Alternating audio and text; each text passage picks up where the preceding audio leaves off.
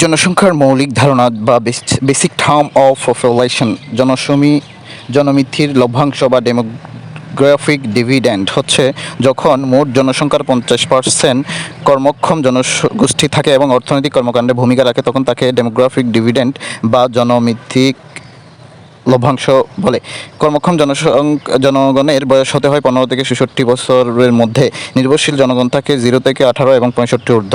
মোট জনক্ষম জনগণ বিবিএস-এর শ্রমশক্তি জরিপ 2023 অনুযায়ী বাংলাদেশে 7,34,50,000। জনসংখ্যা পরিবর্তনের নিয়ামক হচ্ছে তিনটি, মূলত জন্ম, মৃত্যু এবং অভিবাসন। তিনটি কারণে জনসংখ্যা পরিবর্তিত হয়। রেট অফ ন্যাচারাল ইনক্রিজ বা জনসংখ্যা বৃদ্ধির হার RNI।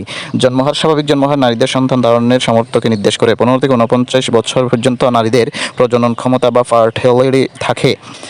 আর স্থূল জন্মহার কোনো বছরে জন্মিত সন্তানের মোট সংখ্যাকে উক্ত বছরের মধ্যকালীন মোট জনসংখ্যা দিয়ে ভাগ করলে স্থূল জনসংখ্যা নির্ণয় করা সম্ভব।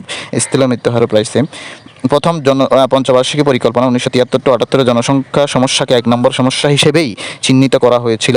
অপরিণত শিশু জন্মহারের বিশ্বে বাংলাদেশে প্রথম 16.2%, পাকিস্তান তৃতীয় এবং ভারত পঞ্চম।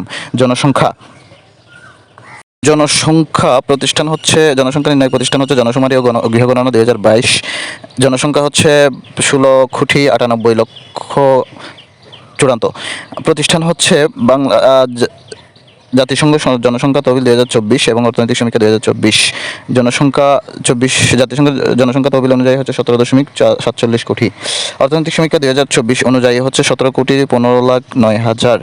জনশুমারি ও গৃহগণনা 2022 অনুযায়ী হচ্ছে 16.98 কোটি চূড়ান্ত। জনসংখ্যা বৃদ্ধির হারের মধ্যে অর্থনৈতিক সূচক অনুযায়ী 1.33%, আর গৃহগণনা জনশুমারি 2022 অনুযায়ী 1.12%। জনসংখ্যার ঘনত্ব 1171, অর্থনৈতিক সমীক্ষা 2024, আর জনশুমারি অনুযায়ী হচ্ছে 1119। পুরুষ ও মহিলার অর্থনৈতিক সমীক্ষা অনুযায়ী হার হচ্ছে 96.3:100, আর জনশুমারির মধ্যে হচ্ছে 98.04:100। সাক্ষরতার হার 77.9% হচ্ছে অর্থনৈতিক সমীক্ষা অনুযায়ী, আর জনশুমারি অনুযায়ী হচ্ছে 74.80%। বাংলাদেশের জনসংখ্যা নীতি প্রকাশ করে মূলত স্বাস্থ্য ও পরিবার কল্যাণ মন্ত্রণালয়। প্রথম জনসংখ্যা নীতির রূপরেখা প্রণীত হয় জুন 1976 সালে।